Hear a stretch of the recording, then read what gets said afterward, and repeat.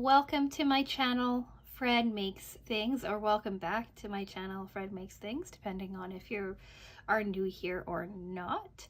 Today we are going to be talking quilt updates for you. I do these monthly, so this is for March of 2024. If you are interested in how I got started on my temperature quilt, you can find that in the quilt update playlist for you. It's up here on the upper right hand corner. If you click that, it will take you to all temperature quilt videos or quilt videos that I have done on this channel. There's not a whole lot of them because I'm pretty new to quilting. If you want to watch this video and still look back at the former quilt stuff that I've done, then you can also find the playlist for my quilt updates at the end of this video too. So yeah, I'm going to do this video in 4 parts. I'm going to do a bit of a preamble first because I can't just launch into a video. Like, who do I think I am? But we're going to do this video in 4 parts. Part 1 is talking temperature quilt. Part 2 is talking block of the month. Part 3 is talking some random blocks that I've been messing around with. And then part 4 are updates from the community. I am filming this video Monday evening. And I have a couple of people who are sending me community video or community projects. And that's just so cool. So I'm excited to share those with you at the end of the video. So yeah, if you don't want to listen to the preamble, if you just want to go to a specific section, feel free to skip around in the timestamps. So yeah, let's do a mini little baby preamble and then we'll get started. So if you are new here, I am not very experienced with quilt making. I did do a temperature quilt last year. It was my very first quilt top. And I took you along on that journey of me figuring out what I am doing as I was doing it. It was completely a project made up out of my mind as I went along. And I really had a lot of fun making it. Here's a picture of what it looks like now. I absolutely loved it. But I didn't really remember to update very often, or I tacked them onto the ends of videos. So for people who wanted to see them, they didn't always get to see the actual update. So this year I decided that I was going to do middle of the month updates to kind of keep me on track and to give everybody a chance to kind of see how the temperature quilt for this year was moving along. And then in June of last year, I also ended up buying the pre-order of a block of the month quilt by Banyan Batiks. I bought it through Sewers Club. And I'm doing that monthly. And I thought that this was a good way to introduce myself to different quilt blocks while having like an end project in sight. So that's why we do that.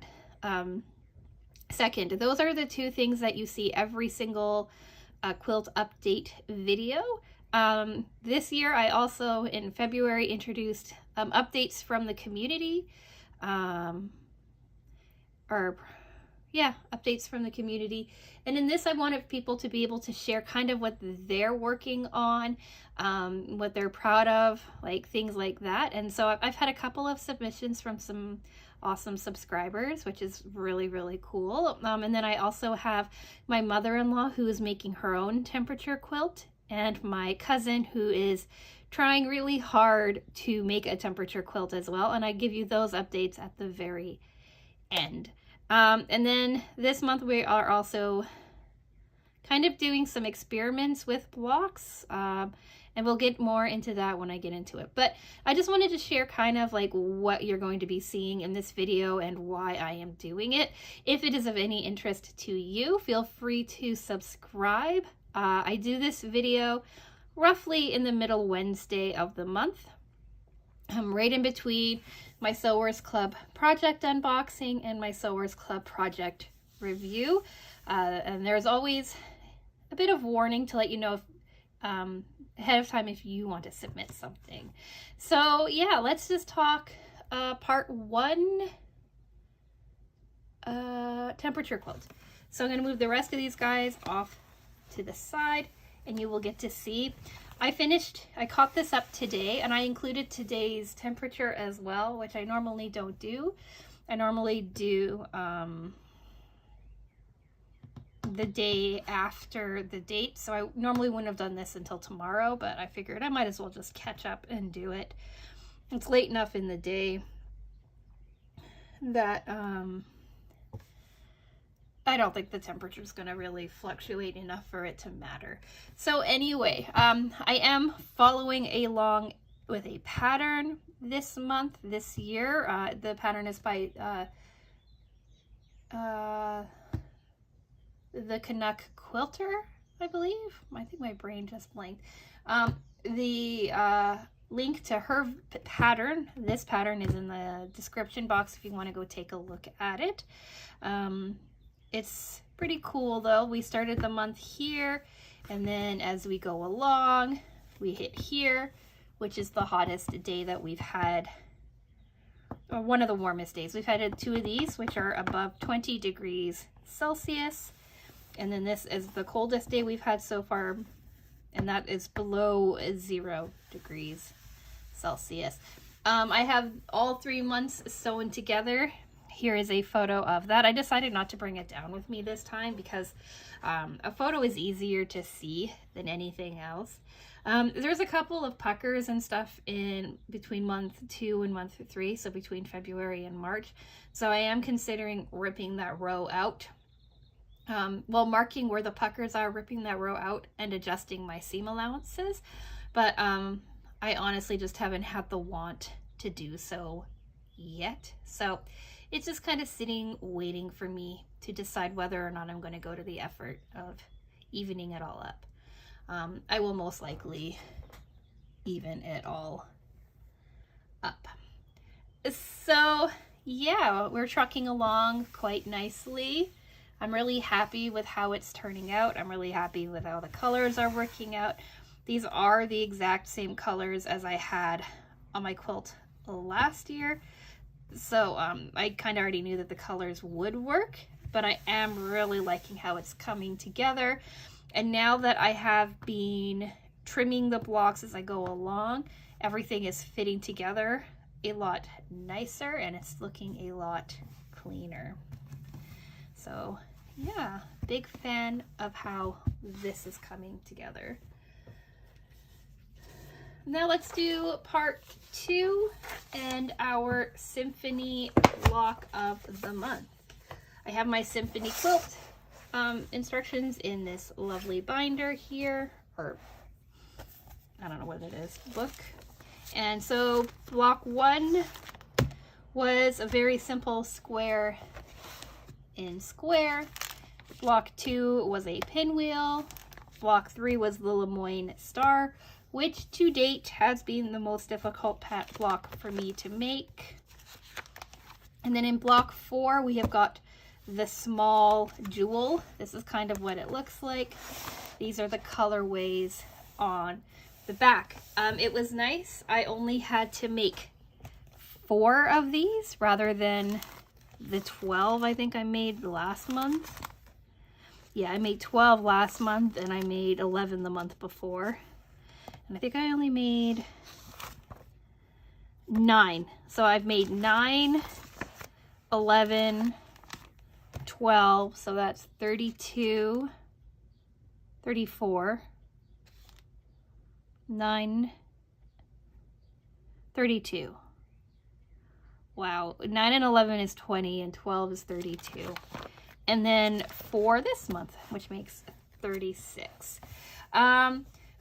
Because I had issues in the past with these, I decided I was going to practice before making them, especially since there were only 4. So I'm going to show you the practice ones, and then I'm going to do my little walkthrough with you so you can see. Now, my first practice ones were with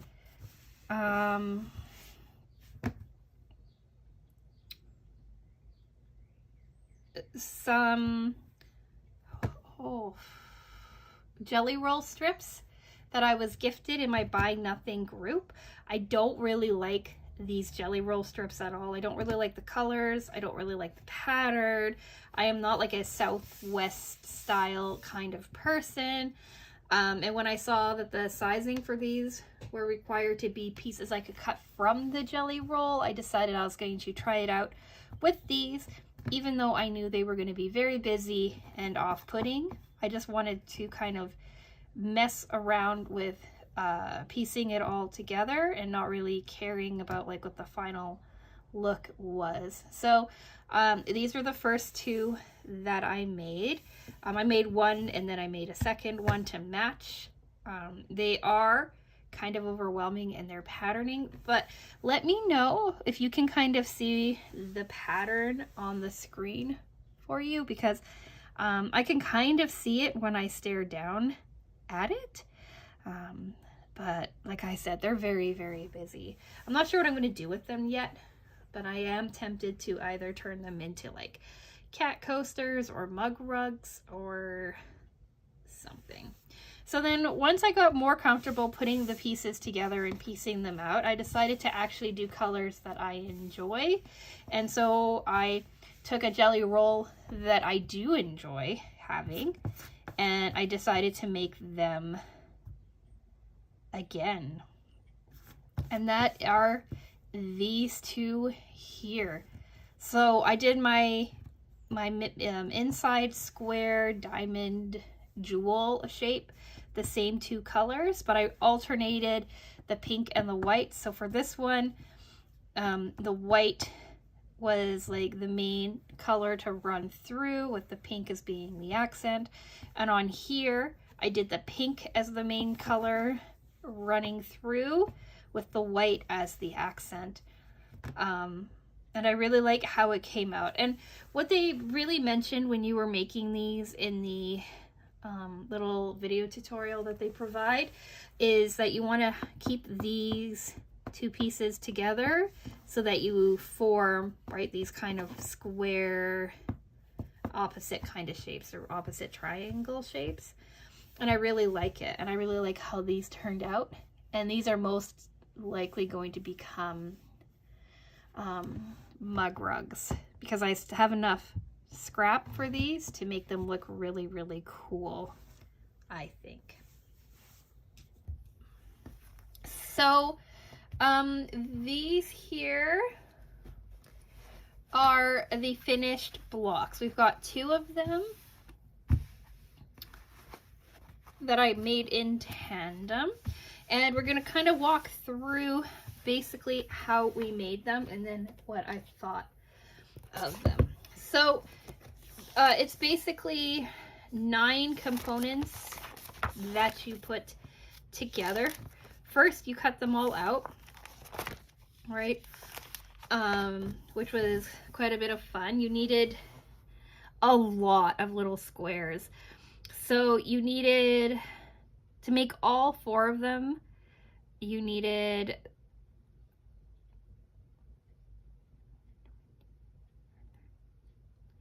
144 pieces cut out. They were all 1.5 inches squares, or 1.5 by 2.5 inches. And for the color that went through all of them, fabric number 11, we needed 64 squares cut at 1.5 inches. That was a lot of cutting, really. It took me like a whole night to cut them before I even really started piecing them together. So after all of those pieces were cut, all 144 lovely pieces, I separated them all together so that I could make sure that everything was cut out properly and that I wasn't missing anything. And then I proceeded to start sewing, because I had already made so many of these already. Like, I'd already made 4 for practice. I knew kind of how to assemble them pretty well. So I chain pieced everything together, but when I was taking the assembly photos, I made sure to show you how they would assemble together, because you had 2 different components. You had some 2x2 squares, And then you had these long rectangular pieces with basically like a flying geese piece on top. So first we're going to talk the 2x2. So I sewed all of the 2x2 pieces together first, and then I rotated them, or I ironed them to the dark side on the back, and then I rotated them so that you had like a 4x4 piece. Sewed those together, opened up that seam, I think to the back, or did I open it? I opened it fully for them to lay flat. So that was 1, 2, 3 steps basically. And then I turned my attention to the large large rectangular pieces. There was 2 ways that the tutorial video kind of mentioned you could do it. You could either sew your 2 rectangle pieces together and then do like a flying geese piece on the top. Or you could put your triangles on first, right? Make your triangles at the top and then sew your 2 rectangles together. I opted for sewing the rectangles together and then doing the top because I felt like I'd get a cleaner, less fussy point that way, and I think that it worked out quite well. So for these, I sewed the diagonal together, or the 2 pieces together first, the 2 rectangles. I don't know why I keep wanting to say diagonal, but I filmed the 2 rectangles together first, and then I did one side of the flying geese on all of them, and then I did the other side of the flying geese. Is it flying geese? Flying goose? When it's only one of them? Like, what is the term for the top here when it's only one? From there, I laid out all of the pieces to make sure that all of my pieces were going to go together properly. This is when I paid careful attention to make sure that the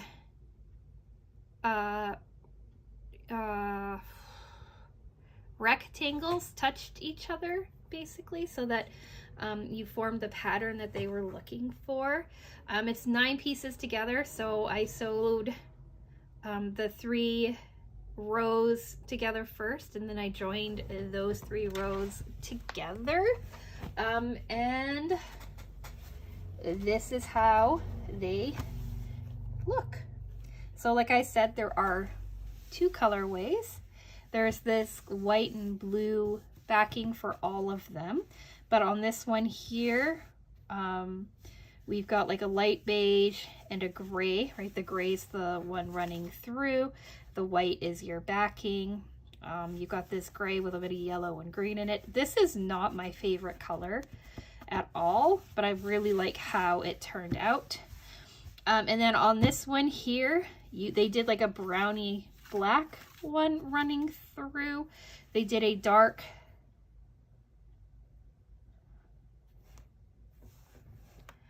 oh my gosh, I see it.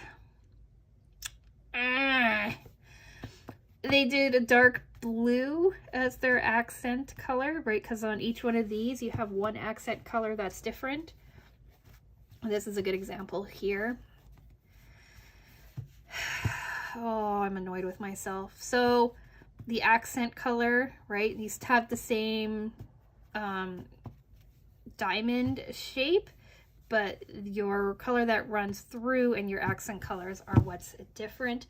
And I just noticed that I sewed this piece on wrong. So this is what it's actually supposed to look like. I haven't trimmed them yet. They're supposed to be trimmed down to 6.5 inches, and that's going to be absolutely fine. But you can see, right, you have your X of color running through. You've got your blue highlight and your proper little box construction. And then here's your 3rd one, 4th one. This one is put together properly as well.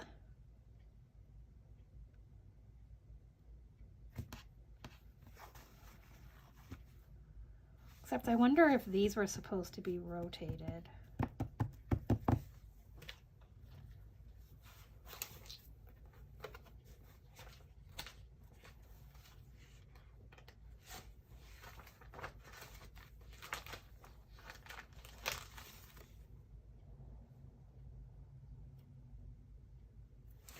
No, the picture shows kind of all of the grays together and the light together, right? These are the grays, these are the light, so I think it's fine. But I am going to have to go back and rip this one out and fix it.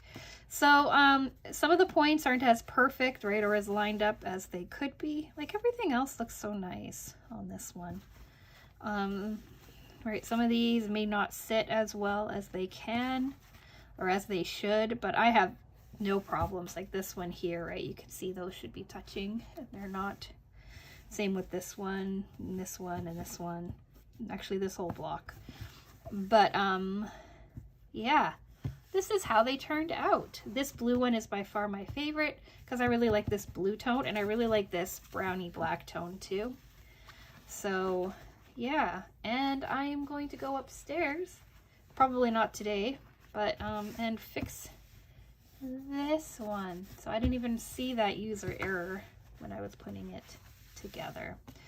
So yeah, those are our 2 monthly long-running quilt updates. Let's quickly talk some stuff that I've been messing around with. So practicing quilt blocks kind of got me in the mood to practice other quilt blocks. And Sewers Club actually has some free quilt block patterns available for you. I have made a free quilt with them in the past, a beautiful black and white buffalo check. Here's a video for that if you want to go check that out. Again, it's in the quilting playlist that I have, but they have some free patterns and I figured I'd try them out in my effort to get better at quilting, making quilt blocks. So we have the Disappearing 4 patch, the Jacob's Ladder block pattern. We've got the Ohio Star block, and then we've got the, I don't know how to say that, dash block in 2 different sizes. So I made all of them. We'll do the Jacob's Ladder first because that's what popped up for me, and it's one of my favorites. So it's bigger than the screen, the filming area. Didn't think about that. So here's the picture, right? And then here this is, and here's a photo of it just laid out for you so you can see. I used some yellow scrap from a Christmas present that I made 2 years ago. I used a layer cake for these spool ones, and I used a 5x5, 2 5x5 squares that I was given as part of that Buy Nothing gift. There's a lady who had cut up a whole bunch of blocks for some reason, and she didn't know what she was going to do with them anymore. She didn't feel like making the quilt she was planning, so she gave me this beautiful stack of fabric. She gave me a whole whack load of 5x5 squares cut out of floral fabric like this. She gave me a whole bunch of 4x4 squares cut out of a whole bunch of different patterns. She gave me that jelly roll of the Southwest fabric that I really don't like. And then she gave me a bunch of, they're not 10x10s, they're like, I don't remember how big, squares that I used to make a cat quilt top that I have yet to finish. Here's a photo of the cat quilt top too for you. But yeah, I've been using her stuff to help me figure out quilt blocks. But this is the Jacob's Ladder quilt or quilt block, and I think it turned out really, really well. I'm really, really proud of it.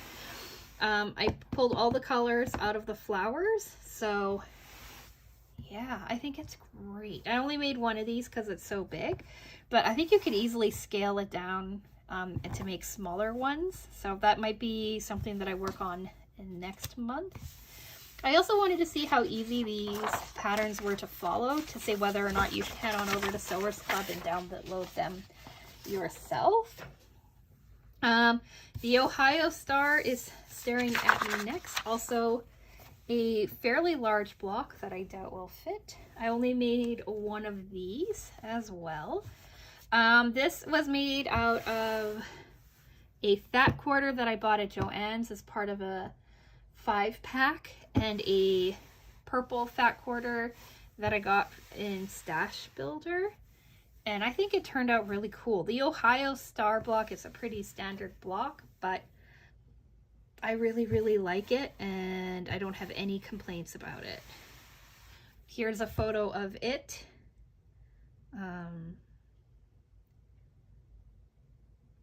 Well, all of it out so that you can kind of see how they look. And yeah, again, really easy to follow along. And how they had you do your half square triangles, I don't know why, or quarter square triangles in the end. I don't know why, but all of my points are perfect. Sorry, you didn't see that bottom one. Perfect, perfect, perfect, and perfect. So I'm so proud of how this one turned out. Next, we've got the Disappearing 4-patch, which is this one. I made 2 of these as well, because they had 2 different variations on how you could put it together. You had variation A and variation B. So variation A was like 2 squares together, right? You can see this dark square and this light square. And then variation B, you kind of had your dark square with your matching piece rotated, and your light square with your matching piece rotated. And I really liked both variations, and I wanted to see them come together. So this one here is variation B. You've got your dark square, right, with it on the other side, and your light square with it like this. Again, I'm sure you can tell these came from 5x5 blocks that were pre-cut for me. And then this dark teal fabric came out of a layer cake. The same layer cake as the spools, actually. So that's the first variation, and this is the second variation. And then on this one here, you can see the boxes, how they're set together. These are, well, I guess these are fitting better. Here is a photo of them side by side, so you can kind of see how they look compared to each other. And yeah, I'm so happy with how these turned out. I think these are my favorite blocks, or the Jacob's Ladder, but I really like how these came together, and I really liked the instructions. And then finally, we've got this Troon Dash block. I don't know, and I made 3 of these because they have them in 2 different sizes. So we'll show you the small one first. 2 out of the layer cake that I've been talking about. I knew these were going to be busy, and I was kind of okay with that. So this one here had your scissors as like your background piece, and then this one here had your scissors as your like little pattern piece. Again, it came together really well. It looked really nice. These are all really simple patterns that I wanted to kind of mess around with. So really happy that these came out nicely. And then because they gave you 2 different sizes for your blocks, I decided I'd make the big one as well. All right, using the floral as the background and the solid purple as my main piece, and I think it turned out so cool. 2 fat quarters, if cut properly, probably would work better, but I did end up having to piece a couple of my large squares on here. Like this here is a piece, and this here is pieced. But I don't know if you can really tell in the grand scheme of things. But yeah, this one here turned out really cool, and I really like this like teal color with this purple color. I think that it looks so cool. And again, all my points are nice and clean. There are some like little issues in them, but just for experimenting and trying to pay closer attention to how things lay out and how things work, I think they turned out pretty cool, and I'm really quite proud of them. So yeah, if you are like interested in any of these patterns, they are free on the Sewers Club website. I'll have Sewers Club linked down in the description box for you. You know I'm a massive fan of Sewers Club, so I don't know if it's anybody's surprised that I'm happy with how their patterns work.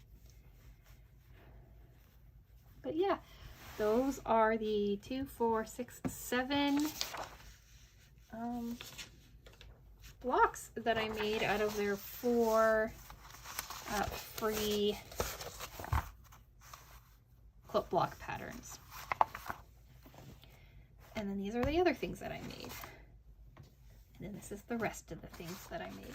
So let's do part 4 and updates from the community. So we'll start with my mother-in-law. I'm not sure if she is going to be able to get her stuff in on time. She's busy doing prep for her weekends, her church's weekend rummage sale.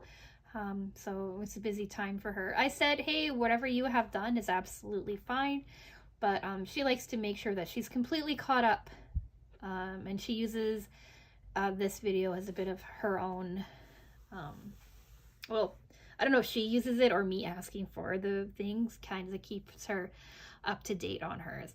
And then we've got my cousin.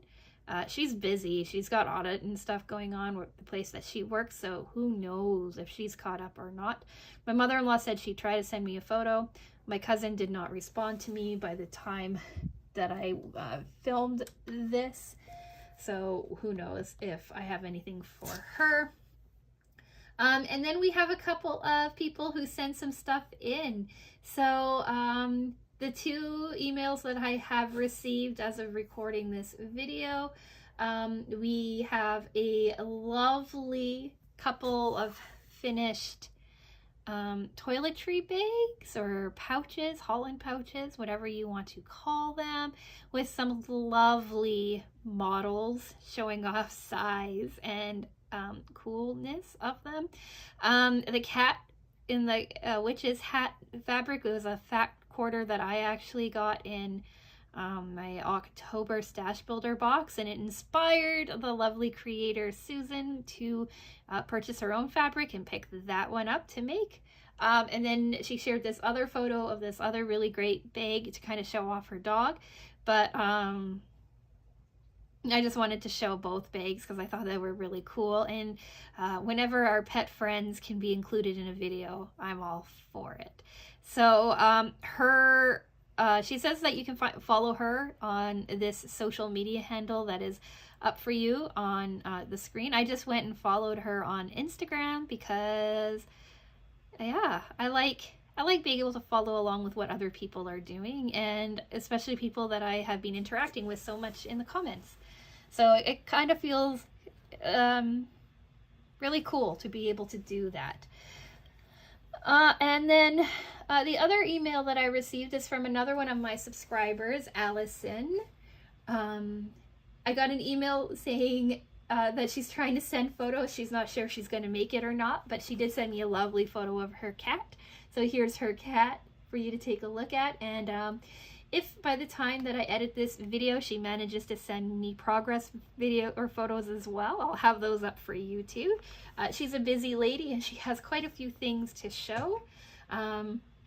So yeah, I don't know if she has any sort of social media handles or anywhere for people to follow, but yeah, I really think these are cool. And if you want to be part of this, you always have until the Monday before the video goes live to send them. I mentioned in the comments, or I mentioned in the few videos leading up to it about reminders to get your pictures in, and then I try my hardest to remember to do a community post reminding you all that if you want to be included, to include your photos. Send me a little blurb on what is going on, and yeah, so there we go. A couple community updates for you as well. It doesn't have to be sewing either. It could be crochet or embroidery or painting or gardening or what have you. Anything that you're proud of that you want to share, I'd be happy to take a look at and share with everybody else. So I just saw I got a text from my husband saying he's half an hour from being home from the gym, so it's time for me to go start supper. If you want to follow along on my quilting journey, figuring stuff out journey, like I said, maybe think about subscribing. I also do sewing style unboxings, a cat lady unboxing, sewing review videos, sewing project videos, sometimes the odd tutorial thrown in there. And on Fridays, we do a long-term time-lapse project where it's not sewing related. It's just something that I enjoy filming and putting up for you all. And we are starting a brand new project this Friday. So if you want to follow along, I'd love to have you. The planned itinerary for the next couple of weeks. Monday is going to be our So What box project review. I'll tell you now, I am not actually that upset about this project. Stay tuned for my thoughts on that, but it's going to be a pretty positive review for a change. And then Wednesday is going to be our Sewers Club project review. And that, again, I'm never negative about Sewers Club, I don't think. I'm a big fan of theirs. So Sewers Club project review. And then the following Monday may be something a little different. I'm not certain yet. And then we just keep on going from there. So if any of that interests you, maybe think about subscribing. Like this video if you like 30-minute, 40-minute videos talking about me figuring things out. Or if you like just the video in general, or however you want to think about it. And I think I'm going to go. So with all of that being said, thank you so much for watching, and I will talk with you again soon. Bye!